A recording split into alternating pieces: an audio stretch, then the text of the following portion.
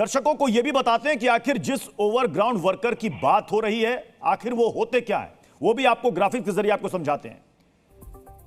ये वो होते हैं जो आतंकियों को मदद पहुंचाते हैं। इनको शॉर्ट में बोला जाता है ओजीडब्ल्यू, ओवरग्राउंड वर्कर। आतंकियों के रहने, उनके खाने का इंतजाम करते हैं, ये सूचनाएं पहुंचाना और लॉजिस्टिक सपोर्ट करना इनका काम होता है। ओजीडब्ल्यू का पुलिस के पास कोई रिकॉर्ड नहीं होता, आम लोगों में रहकर ये आतंकियों की मदद करते हैं। अब सोचिए कि यहां कितनी दिक्कत होती होगी सुरक्षा बल के जवानों को या फिर पुलिस को, उन लोगों के बीच में से ओजीडब्ल्यू को ढूंढना कि कौन हो सकता है, क्योंकि ये आम लोगों के बीच में होते हैं, छिपे हुए होते हैं। के सिन्हा सर, मतलब एक तरफ आतंक और आतंकियों से लड़िए, दूसरी तरफ एक नई चुनौती ओजीडब्ल्यू की। देखिए प्रत्युष जी, या ओटीडब्ल्यू की जो परिभाषा है या जो ये कॉन्सेप्ट है, ये कोई नया नहीं है, बहुत पुराना है। देखिए इसकी पूरी की पूरी लिस्ट बनाई गई थी 12,000 के आसपास, जिसको पत्थरबाज कहते थे उस जमाने में। कोई एक्शन नहीं हुआ, उनको छोड़ दिया गया। फिर कहते थे कि नहीं उसमें हार्डकोर कोई हैं। अभी आपने अपने शो में ही बताया कि कश्मीरी टाइगर करके कोई अब नई फोर्स आई है। आप नाम नहीं बदलें। ये तो देखिए प्रॉब्लम ये है कि हम इन चीज़ों को लेकर के, और ये काम कौन करता है, जो डेस्क पे बैठे हुए टेबल पे बैठ करके, जैसे सुशील पंडित जी कह रहे हैं, एक पूरा का पूरा जिहाद है।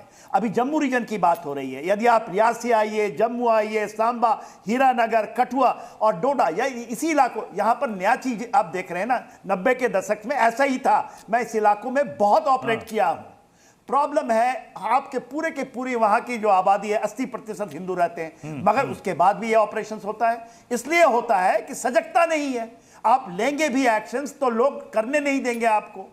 आपने कहा दिया ना कि लॉन पर ट्रैक है, कोई आकर के उसको गाइड कर, ये एब्सोल्यूट पैटर्न है। इस पैटर्न को हम करना नहीं चाहते। वो 12,000 क्या हुए जो आप ओवरग्राउंड वर्कर्स होते हैं, क्योंकि पूरे की पूरी यदि आप देखिएगा तो प्रत्युष जी, जो हिजबुल मुजाहिदीन था वो नकार दिया गया था 19 के बाद, मगर वो फिर आज रहा है खबर, जो कुलगाम में कल हुआ है वो हिजबुल मुजाहिदीन है, ओटीडब्ल्यू है। नाम ले लीजिए हिजबुल मुजाहिदीन, वही ओजीडब्ल्यू है। 12,500 की लिस्ट थी, एक भी आदमी कुछ नहीं हुआ। जिहाद को कैसे आप, वो जिहादी है। आप ये जो बड़ी प्रॉब्लम है, ये जो बड़ी प्रॉब्लम है, ये समस्या है, इसके कई सारे पहलू, कई सारे एंगल। अब इसको लेकर डिफेंस एक्सपर्ट्स क्या कह रहे हैं, इस हमले को लेकर क्या किया जाना चाहिए, इसके पीछे वो क्या वजह बताते हैं, एक बार वो भी सुन लेते हैं। Pertaining to the terrorist attack on the pilgrim bus which was coming from Shiv Khori on 9th of June 2024. In this, one terror associate, namely Hakam Deen, son of Makhan. तो ये एक पुराना बयान हमने आपको दिखाया रियासी अटैक के बाद का, जब पुलिस ने वहां पर कुछ संदिग्ध ओजीडब्ल्यू को पकड़ा था, जिसमें 2 नाम इसमें सामने आ रहे थे। हाकम का नाम सामने आ रहा था और एक और नाम था शब्बीर अहमद का, जिसकी गिरफ्तारी कुपवाड़ा से हुई थी। इन पर आरोप यह था कि इन्होंने मदद की आतंकियों की। मैं एक बार फिर से आना चाहूंगा आपके पास, उमेश तलाशी जी। आपने कहा कि इसको सियासत से ना जोड़े, लेकिन अगर इस तरह के बयान सामने आते हैं तो मनोबल किसका बढ़ता है सर, ये बताइए। कि कश्मीर में पाकिस्तान का झंडा लहराना कोई बुरी बात नहीं है। कश्मीर में कश्मीरी पंडितों ने अपनी चॉइस से कश्मीर को छोड़ा, और उनका बयान रियासी अटैक के बाद यह आता है जब वो कहते हैं कि कहीं भी प्रूफ नहीं हुआ आज तक कि पाकिस्तान ने हमला करवाया। तो मनोबल किसका बढ़ता है सर? सुनिए मेरी बात ना, मैं बड़े वादे करता हूँ आपको कुछ चीज। जब भी कहीं आजकल, तो अभी मैं जनरल साहब की बात सुन रहा था कि लोग करने नहीं देते। जम्मू में अटैक हुए तो कहाँ लोगों ने रोका आपको किसी एक्शन में लेने से? जम्मू कश्मीर की आप बात कर रहे हो, जम्मू में कहाँ रोका गया आपको किसी एक्शन में? देखिए बात सिर्फ इतनी सी है कि 5 साल हो गए, 2019 370 हटा, 2018 में सरकार गिरी, सेंटर का रूल है जम्मू कश्मीर। आपको कौन रोक रहा है?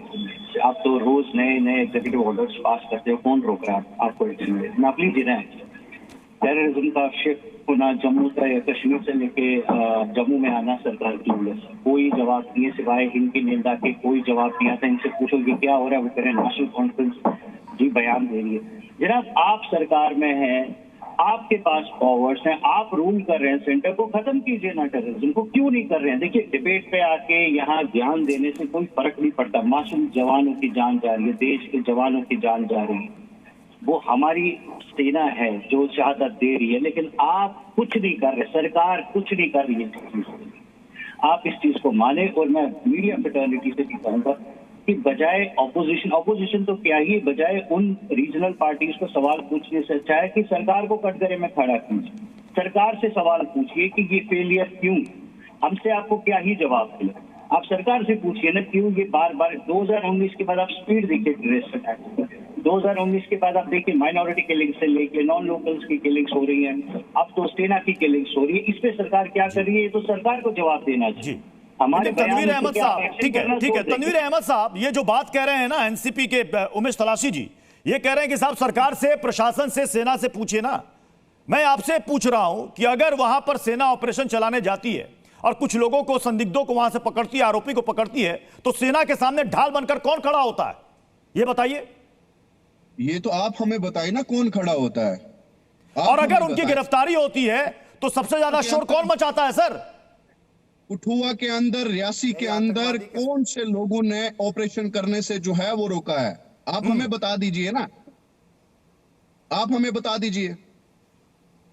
अच्छा, इससे पहले हाकिम की गिरफ्तारी होती है, शब्बीर अहमद की गिरफ्तारी होती है, उससे पहले जब सेना अंदर जाती है, जिसका जिक्र भी के सिन्हा सर ने भी किया कि जब सेना अंदर घुसती है इलाके में तो वहां पर फिर पत्थर बरसने लगते हैं। हालांकि पत्थरबाजी की घटना कम हुई है, लेकिन ऐसे कौन लोग हैं जो ढाल बन करके महिलाओं को आगे करते हैं सर? कई तस्वीरें अभी भी सामने आती हैं कि वहां पर गांव में घेरा बन जाता है कि सेना अंदर दाखिल ना हो पाए। तो कौन बचाता है, किस लिए बचाता है, किसके इशारे पर बचाता है? देखिए, ये सवाल आपने भारतीय जनता पार्टी से पूछना चाहिए ना। आपका ये सवाल भारतीय जनता पार्टी से होना चाहिए, ना कि पीडीपी से होना चाहिए। हम तो बार बार मतलब क्लियर कट स्टैंड है नेशनल कॉन्फ्रेंस और पीडीपी का इस डिबेट में कि सवाल, ठीक है, ओके, नहीं, ठीक है, आप अपनी राय रखने के लिए स्वतंत्र है, आप अपनी राय रखने के लिए स्वतंत्र है। मैं के सिन्हा सर और आरती टिक्कू जी ये जो बात कह रहे हैं कि किसने रोका, जिसका जिक्र किया ना के सिन्हा सर आपने, कि किसने रोका, आप चलाइए ना ऑपरेशन, हम नहीं रोकते वहां पर किसी को, ना वहां की आवाम किसी को रोकती है। लेकिन आपने भी सर देखा होगा कई ऐसी तस्वीरें सामने आई जब महिलाओं को सामने खड़ा कर दिया जाता है, वहां पर रोना रोवट शुरू हो जाता है कि कोई अंदर सेना का दाखिल ना हो जाए। अगर किसी को, अगर आप संदिग्ध को आप पकड़ने के लिए जा रहे हैं तो ये ढाल कौन बनवाता है सर? देखिए प्रत्युष जी, ये पूरे के पूरे हैं, ये अपनी चालें बदलते हैं और अपने काम करने के तरीकों को। कॉर्डन एंड सर्च ऑपरेशंस नहीं चल रहे हैं, पंडित सुशील जी ने अभी बताया, अभी आपको बताया, नहीं हो रहा है ऑपरेशंस। यदि आप अंदर करेंगे जो डिफेंसिव ऑपरेशंस हैं, तो हम कोई प्रोएक्टिव तो करते नहीं, क्योंकि हमें करने नहीं दिया जाता, ना करेंगे, क्योंकि हमें डर है कि दूसरे खड़े हो जाएंगे, क्या बोलेंगे। अरे भाई, यदि आप अंदर के भी ऑपरेशंस में अपने ऑफेंसिव तरीके से नहीं कर, कॉर्डन एंड सर्च क्या है, एक डिफेंसिव मोड का एक आप करते हैं कि पहले ही कोई आए उसके पहले खत्म करे, वो नहीं चल रहा है। अब आप केवल रिएक्ट कर रहे हैं। और आप देखिए ना, यदि आप जाएंगे पुंछ राजौरी में, ये अभी शिफ्ट होकर नीचे आई है ना, वहां पर सेना करना शुरू की, उन जंगलों के अंदर में ये आ गया कि उसके ऊपर इंक्वायरी लगा देते हैं, इंक्वायरी लगा के उन जवान, बताइए कौन से सेना का कौन अधिकारी या कौन जवान इन चीजों को करेगा? केवल मरने के अलावा उसके पास कुछ नहीं है, उसके पास कोई साधन। क्या फायर किस पे खोलेगा? कोई तो आप चलेंगे, ऑपरेशंस करेंगे तो टारगेट ढोलेंगे ना। ये तो थिन एयर में टारगेट थे, 3 लोग आते हैं, उनको मदद मिलता है, मार देते हैं, अम्बुश कर देते हैं उनकी गाड़ियों को। यही हो रहा है ना अम्बुश का तरीका, और यही होता है। ये हम नहीं समझ पाएंगे, लोग नहीं समझ पाएंगे जो इन चीजों को ऑपरेशंस नहीं करते हैं। कई साल वहां पर बिताए, कई ऑपरेशंस बने हैं, के सिन्हा सर वहां की प्रैक्टिकल प्रॉब्लम बता रहे हैं। देखिए, ये जहां तक भाईजान ने कहा कि ऑपरेशन, सर्च ऑपरेशन नहीं चलाने दिया जाता है, यहाँ पर रुकावटें आती हैं। जहां तक के बफलियाज के अंदर जो हादसा पेश आया था, हमने उसकी पहले भी कड़े अल्फाजों में मजम्मत की थी और आज भी करते हैं। देखिए, हम भी यही चाहते हैं कि कोई बेकसूर जो है वो इसमें रगड़ा ना जाए, इस बेकसूर के ऊपर जो है वो कार्रवाई ना हो। हमारा भी यही कहना है कि किसी बेकसूर की जान जो है वो ना जाए, चाहे वो सिविलियन हो, चाहे वो हमारे आर्मी का जवान हो, या जो जिसके ऊपर इल्जाम लगाया जाता है उसके ऊपर इल्जाम साबित ना हो, उसको वहां पर मारा जाए। सिविलियन कितने मारे गए हैं? सिविलियन कितने मारे गए बताइए ना। कृष्णा घाटी के अंदर में जो ऑपरेशंस चल रहे थे, एक लोगों को उठाने के बाद आपके पूरे के पूरे गांव आ जाती है। आपका कोई दायित्व बनता है कि नहीं बनता है? आप जम्मू एंड कश्मीर के अंदर में यदि नीचे के इलाके में अभी चीजें जो बढ़ गई हैं, जो आपने शिफ्ट किया है सेंटर ऑफ ग्रेविटी को, केवल ये कह देना कि ऑल आउट ऑपरेशंस हैं और जीरो टॉलरेंस है, इससे नहीं होता। ये केवल जमा खर्च है, मुझे जवानी खर्च है, ये कोई ऐसा ऑल आउट नहीं चलता। आप क्या देश को क्या आप करने नहीं देते। आप देश में क्या साबित करना हम ये साबित करना चाहते हैं कि आप देश के, आप सेना के साथ लगिए। आपने कितने ऑपरेशंस किए सेना के साथ? आप क्यों नहीं कहते कि हम आतंकवादी को हम पकड़ के देंगे? आपने बोला आज तक? एक उदाहरण बताइए। आपके गाइड जाते हैं, आपके लोग जाते हैं, आपके लोग छिपाते हैं, क्या होगा कुलगाम के उस घर का? क्या करने देंगे आप? सेना उसको उड़ा सकती है उस घर को? टनल बन रहे हैं गाजा स्ट्रिप की तरह। ऑपरेशंस होता है जैसे हमास के खिलाफ ऑपरेशंस चल रहे हैं। देखिए, आप नहीं खड़े होंगे तो ये ऑपरेशन चलता रहेगा, हमारी शहादत होती रहेगी। आप ऑपरेशन अक्रॉस नहीं करने देते, लाइन ऑफ कंट्रोल पे नहीं करने देते, फायर सीज फायर करवाना चाहते हैं। आपके तो आप बल्ले बल्ले हैं। ठीक है, आप क्या कहना चाहते हैं कि जम्मू कश्मीर के आम लोग जो बेकसूर है वो मारे जाने चाहिए? आपका ये कहना है? बेकसूर यदि आप हैं तो खड़े होइए सेना के साथ। यदि आप जिहाद को खत्म करना चाहते हैं, पाकिस्तान के साथ नहीं है, तो पत्थर ना फेंकने वाले जो लोग, आइए सेना के साथ चलिए। आप हथियार, आप क्यों नहीं पकड़ते इन लोगों को? क्यों आप छोड़ देते हैं केवल सेना के ऊपर? अपने भारतीय जनता नहीं, आप बताइए ना मुझे, आपने केवल व्हाइट कॉलर टेररिज्म के अलावा क्या किया है? आतंक के खिलाफ सेना का यह ऑपरेशन चलता रहेगा, लेकिन इस बीच रियासी अटैक के बाद हमने देखा एक के बाद एक कई सारे अटैक्स हुए हैं और कई जगह मुठभेड़ में आतंकियों का सफाया भी हुआ है। अब इस बीच एक ये भी चर्चा चल रही है सर, आरती टिक्कू जी, की एनिमी एजेंट एक्ट को फिर से सख्त करने की जरूरत है, जिसमें उम्र कैद से लेकर के फांसी की सजा तक का प्रावधान हो सकता है। तो क्या OGW की प्रॉब्लम इतनी विकराल, इतनी बड़ी हो गई है कि इस ओर भी बढ़ा जा सकता है? देखिए प्रत्युष, OGW की प्रॉब्लम हमेशा से रही है, पिछले 35 साल से रही है। OGW की वजह से ही आतंकी नेटवर्क जो है वो कायम है। इनफैक्ट मैं यही कहूँगी कि ये जो कॉन्फ्लिक्ट है, ये जो आतंक है, ये एक इंडस्ट्री है और इस इंडस्ट्री में बहुत लोगों को फायदा होता है। और कई सारी दुकानें जो बंद हुई पिछले 5 साल में कश्मीर में, उन सब लोगों को बहुत तकलीफ हो रही है कि वो दुकानें बंद क्यों हुई। वो जो फ्री फ्लो ऑफ कैश जो होता था, टेरर की जो इंडस्ट्री की वजह से लोगों को मिलता था, वो बंद हो गया कश्मीर में और इसलिए जम्मू में नई दुकानें खोली गई है आतंकी। ये बहुत लोगों को सूट करता है, इसको कई लोग चलाने की पूरी कोशिश करेंगे। इसलिए प्रशासन को ओवरग्राउंड वर्कर की जितने भी हमारे पास कानून है उनको बहुत मजबूत करने की जरूरत है।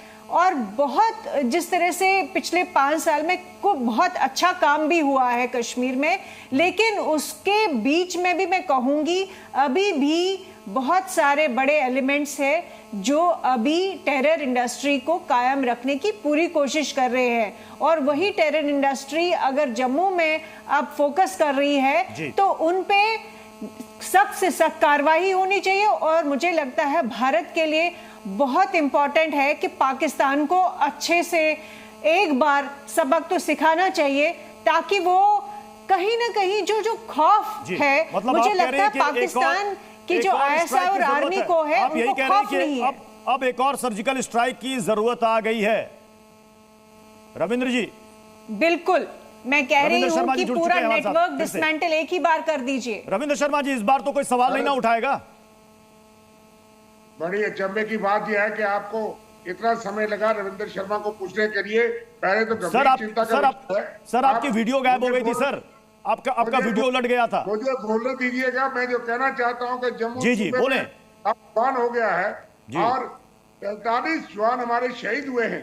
पहले तो ये पूछना चाहिए उस सरकार से जो बड़ी बातें करते थे 10 साल से, कहाँ PDP और नेशनल कॉन्फ्रेंस? आपने PDP नेशनल कॉन्फ्रेंस से पार्टियों को पूछ करके आतंकवाद का सफाया करना है। आप तो वो तो घरों में बैठे, लेकिन क्यों लव लुहान हो रहा है जम्मू सूबे में। और हम ये पूछना चाहते हैं कि कहाँ पिछली सरकारों ने यहाँ रजौरी पहुंच लाई मलार मशेडी ये जो एरिया यहाँ पे आतंकवाद का सफाया किया था, और आतंकवाद आज पनपा क्यों, ये बुनियादी सवाल है। बाकी बातें ठीक है जो कह रहे हैं, लेकिन आप कार्रवाई क्या कर रहे हैं, क्यों विलेज डिफेंस मैकेनिज्म जिसमें सेल्फ डिफेंस मैकेनिज्म भी था। मैं रजौरी पहुंच कर रहा हूं, मैं जानता हूं कि आपने बीडीसी को कमजोर कर दिया, कोई एसएलआर कोई नहीं दिया, आपने विलेज डिफेंस गार्ड्स का नाम दिया, लेकिन मैं ग्राउंड में जानता हूं कि जो 303 हथियार थे वो भी जब्त कर लिए गए। जो सेल्फ डिफेंस के हथियार थे उनके लाइसेंस रिन्यू नहीं होते। जो फौजी साहब का फौजी हथियार का लाइसेंस मांगता है वो उनको लाइसेंस नहीं मिलता। जो लोग सेल्फ डिफेंस के हथियार मांगते हैं उनको नहीं मिलता। और आप बात करते हैं बाकियों पे, ये तो आज जो सरकार 11 साल से बैठी है उनको निर्देश देना है। मैं ये बिल्कुल सबूत से कह सकता हूँ। सुशील पंडित जी कालाकोट में भी इस एरिया में जो अटैक हुए, कई सारे अलग अलग पहलुओं पर यहाँ पर बात हुई। के सिन्हा सर ने वहां की प्रैक्टिकल प्रॉब्लम बताई कि सेना जब जाती है ऑपरेशन करने के लिए तो क्या फेस करना पड़ता है। तो अब ऐसी सूरत में अगर हम बार बार कहते हैं बहस में कि भाई आतंक को जड़ से खत्म करना है, सफाया करना, होगा कैसे सर? बिल्कुल हम साथ हैं। प्रत्युष जी, पिछले 35 साल में आपने किसी एक जिहादी पर मुकदमा चला के उसको फांसी दी। आप नए कानून बनाने चले हैं प्रत्युष जी। रविंद्र जी एक बार सुशील पंडित जी को सुन लीजिए, एक सेकंड रविंद्र जी। हाँ, आप नए कानून बनाना चाहते हैं, आप कानून व्यवस्था लागू करना चाहते हैं, लेकिन जो एग्जिस्टिंग कानून है, जो सख्त कानून है, उनको लागू किया आज तक आपने? स्क्वाड्रन लीडर रवि खन्ना के हत्यारों पर टाडा कोर्ट में 35 साल से केस चल रहा है। इसको शर्म नहीं आती किसी को कि क्या कर रहे हैं हम? आज तक हमने किसी भी एक हत्या, किसी भी एक नरसंहार की, बलात्कार की, अपहरण की मुकदमा चला के किसी को सजा दी है, किसी को दोषी पाया है कश्मीर में? हम कहते हैं कि नहीं अब कश्मीर में नहीं हो रहा, जम्मू में हो रहा। अरे कुलगाम क्या जम्मू में आ गया उड़ के? इसी हफ्ते हुआ है ना। तो ये फर्क करना कि अब सिर्फ 65 या 55 आतंकवादी बचे हैं, जैसे कि वो अपनी हाजिरी लगा के जाते हो कि अब यहां पर ऐसे नहीं हो रहा, वैसे हो रहा है, ये बातें बनाना बंद कीजिए। आप वीडियो क्लिप्स बनाकर सोचते हैं कि कश्मीर की हवा बदल जाएगी क्योंकि वो व्हाट्सएप पे वायरल हो गया है। ऐसे नहीं चलता है कश्मीर का जिहाद का, उस पर नकेल कसने का काम। आप जनरल सिन्हा से पूछिए, आप वहां पर रहने वालों से पूछिए कि किस हालत में, किस दहशत में लोग रह रहे हैं। और इसके बावजूद सेना से यह अपेक्षा की जाती है कि वो हाथ पीठ पर बांध ले, ना कॉर्डन एंड सर्च ऑपरेशन करे, ना कॉर्डन एंड डिस्ट्रॉय ऑपरेशन करे, लेकिन अपने जवानों की बलिदान देती रहे अनवरत। और कश्मीर में अब तो सीधे सीधे भारत के गृह मंत्रालय से कश्मीर संभाला जा रहा है ना। एक यूनियन टेरिटरी है और यूनियन होम मिनिस्ट्री चला रही है इसको। वहां तो अब किसी महबूबा मुफ्ती या उमर अब्दुल्ला की गुलाम नहीं है ना वहां का प्रशासन। कुछ घुसपैठिए वहां से घुसे, अंदर आए और उसके बाद उसमें से कुछ का सफाया हो गया, लेकिन कुछ बचे हुए हैं जो इस रीजन में वहां के इलाके को देखते हुए अपने लिए मुफीद प्लेस उन्होंने ढूंढ लिया है। वो अटैक करते हैं, छिप जाते हैं, ओवरग्राउंड वर्कर्स उनको बचाते हैं। कैसे इनका सफाया होगा सर? हम बात करते हैं हम सर्जिकल स्ट्राइक करेंगे, ठीक है, लेकिन यहां जो अंदर में समस्या है इसको कैसे खत्म करेंगे सर जड़ से?